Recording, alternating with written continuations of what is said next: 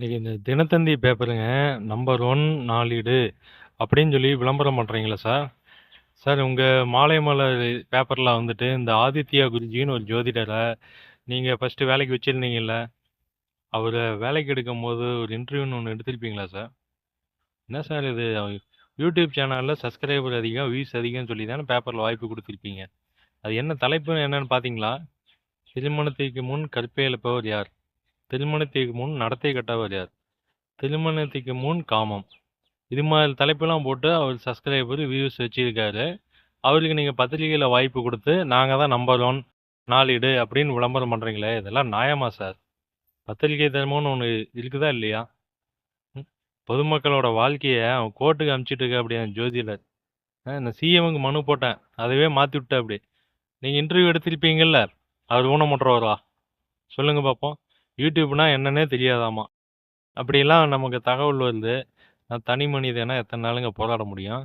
நீங்கள் பத்திரிகையில் நீங்கள் பாட்டு ப்ரமோட் பண்ணிவிட்டு நீங்கள் பாட்டுக்கு உங்கள் வேலையை பார்த்துட்டு இருக்கீங்க. நாங்களாம் கோர்ட்டு கேஸுன்னு அலைஞ்சிட்டு இருக்கிறோம். என் பையனெல்லாம் பார்த்தே 4 வருஷம் ஆகுதுங்க. இந்த ஆள் வெளி பொது வெளியிலே இப்படி ஜோசியம் பார்க்குற ஆள். நான் சொந்தக்காரன். என்னோட சகலை தான் இந்த ஆதித்யா குருஜி. குடும்பத்தில் எப்படி இருக்குன்னு யோசிச்சு பாருங்க. நீங்களாம் ஜோதிடத்தை நம்பினால் நம்புங்கன்னு சொல்லிட்டு பேப்பரில் போட்டுட்டு நீங்கள் பாட்டுக்கு போயிடுறீங்க. நாங்களாம் அப்படி இல்லை, அடியாளை வச்சு மிரட்டுறாங்க. அடி என் மாமனார் மச்சனாலாம் அடியாளுங்க. 2 டிரைவர் வச்சுக்கிறா அப்படி கோடிக்கணக்காக சொத்தை வச்சுக்கிட்டு என் சட்டத்தை விலைக்கு வாங்கிட்டு இருக்கிறா அப்படி இந்த ஜோதிடர். இதெல்லாம் நியாயமாங்க?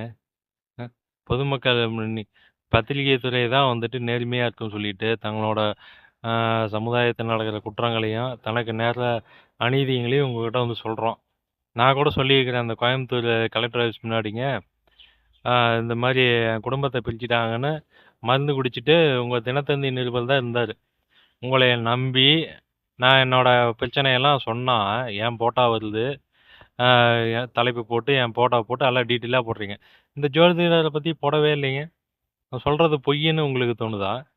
இத்தனை ஆதாரத்தை நான் எடுத்து காமிச்சிட்டேன்னா எத்தனை ஆதாரம் இருக்கு என்கிட்ட? நீங்கள் பத்திரிகையில் இந்த ஜோதிடர் வேலை செஞ்சுட்டு இருக்கப்போ தான் அவர் வீட்டில் சென்னையில் அவர் வீட்டில் வச்சு ஒரு மாற்றுத்திறனாளி பொண்ணு மச்சனன் கட்டி வச்ச பொண்ணை அடித்து சித்திரவதை பண்ணி தடுத்து விட்டாங்க. அது ஒரு 5 வருஷம் கேஸ் நடந்தது. இங்கே பத்திரிகையில் ஒரு பிரபலம். இப்போ ஊடகம் வரைக்கும் வந்துட்டார். கோடிக்கணக்காக சொத்தை சேர்த்து வச்சுட்டு ஆட்டம் போடுறாரு. இந்த கேஸு எப்படியோ முடிச்சு விட்டாங்க. 5 வருஷம் கேஸ் ஆகி அந்த கேஸை முடிஞ்சு அடுத்த நாள் என்னை அடித்து துரத்திட்டாங்க. நானும் ஒரு மாற்றுத்திறனாளி. ஏப்பா இப்படி மாற்றுத்திறனாளியெல்லாம் கல்யாணம் பண்ணி அடித்து துரத்துறீங்கன்னு கேட்டால் அவர் காரணம் சொல்கிறாரு. என்ன தெரியுங்களா? ஜோதிடத்தில் இருக்குதாம்மா. ஏன்னா மாமனார் வந்து ஆணவ கொலை பண்ணிக்கிறாரு. மகளை வேற ஜாதியை சேர்ந்த காதல் திருமணம் பண்ணனால எரிச்சு கொண்டிருக்கிறாங்க. அதை மாமனாரே பெருமையாக பொதுவெளியில் சொல்லுவார்.